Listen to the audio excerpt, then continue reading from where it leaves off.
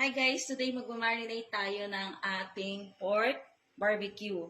Ito yung magiging menu para sa fellowship naming mga nanay sa church tomorrow. So let's start with, kailangan natin ng gumamit ng ating barbecue marinade. So very simple lang na preparation mga mamis para sa barbecue ng ating baboy ngayon. Lagyan natin siya ng bawang.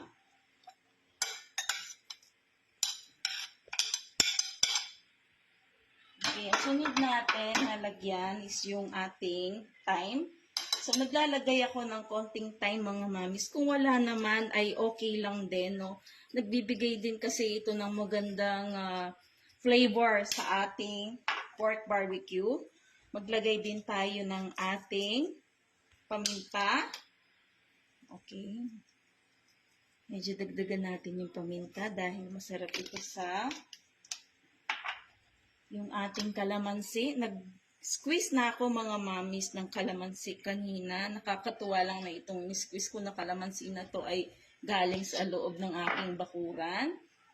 And then lagyan natin ng toyo. Dahan-dahan lang tayo at baka mapasobrahan sa paglalagay.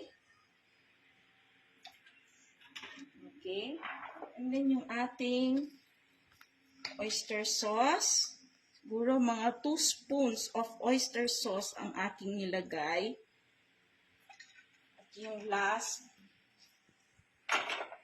yung ating Worcestershire sauce. Konti lang mami. Sa meat, very masarap ito mga mamis. At nakakatulong ito mas madaling lumambot yung ating meat o yung ating iba-barbecue today. Halu-haluin lang natin siya. Hindi ko muna siya nilagyan ng sugar dahil yung barbecue marinade na ating ginamit is medyo manamis-namis. Ayaw lang natin siya na mapasobrahan tayo ng sugar. Tikman natin. Wow, sarap. Pero maglalagay pa rin tayo ng ating konting sugar para blend lang maayos yung sauce natin at hindi siya ganoon na mawawala yung sauce o yung barbecue marinade na ating ginamit. So wala na rin ako nilagay ng mga seasoning at yung thyme lang mga mamis at saka yung ibang sauce na nilagay ko dito lalo na yung bawang at kalamansi is enough na para yun yung maging seasoning o mas maging malasa yung ating baboy. Nandito na rin yung ating baboy mga mamis, hot and dried. Ang gawin lang natin is direct na natin siyang ilagay sa ating marinade. Napakaganda ng baboy mga mamis.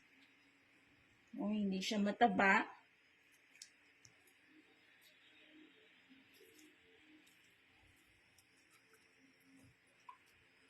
So, ganun lang kadali mga mamis yung pagmamarinate natin. So, very easy and very simple to prepare para makapag-barbecue na tayo. I-marinate natin ito hanggang bukas dahil tomorrow morning ay iluluto na natin siya sa ating oven. Kung wala ang oven, it's okay mami. At pwede nating itong ilutos direkta sa ating gawa ng yung sa uling. Ihaw natin siya ng direct sa uling. Pero since nagmamadali tayo dahil bukas maagang alis natin sa ating church, ay ilalagay lang natin siya sa oven tomorrow. Okay guys, ito na yung ating na-marinate na baboy kahapon. Tingnan nyo naman guys, no, napaka-ganda. Bango ng ating barbecue. Dadagdagan natin siya ng talong. Gagawin lang natin sa talong. Slice lang natin yung talong para maluto ng maayos yung loob ng ating talong. Then, buburan natin siya ng asin para ma-absorb niyo yung magkaroon ng lasa yung ating napakamahal ng gulay ngayon. Kaya huwag tayong magsayang ng pagkain. Yung baboy, naka-preheat na yung ating oven. Ilalagay na natin dito yung ating pork barbecue.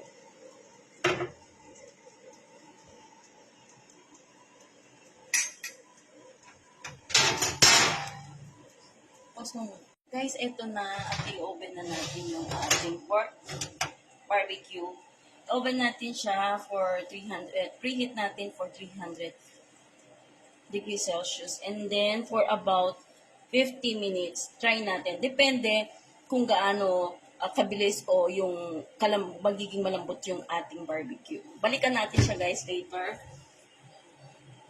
Para naman sa ating sauce, gamitin natin yung sobra natin pinamarinate dun sa pork. Salain natin yung mga ingredients. Hayaan lang natin siyang kumulo guys. Tikman natin, depende sa lasa ninyo.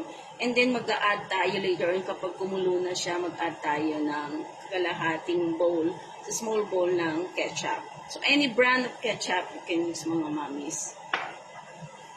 Okay guys, eto na at pwede na natin baliktarin yung ating pork barbecue. Then malapit na siyang maluto at later on ready to serve na ang ating pork barbecue. Ito na po ang ating pork barbecue. Maraming pong salamat. God bless everyone.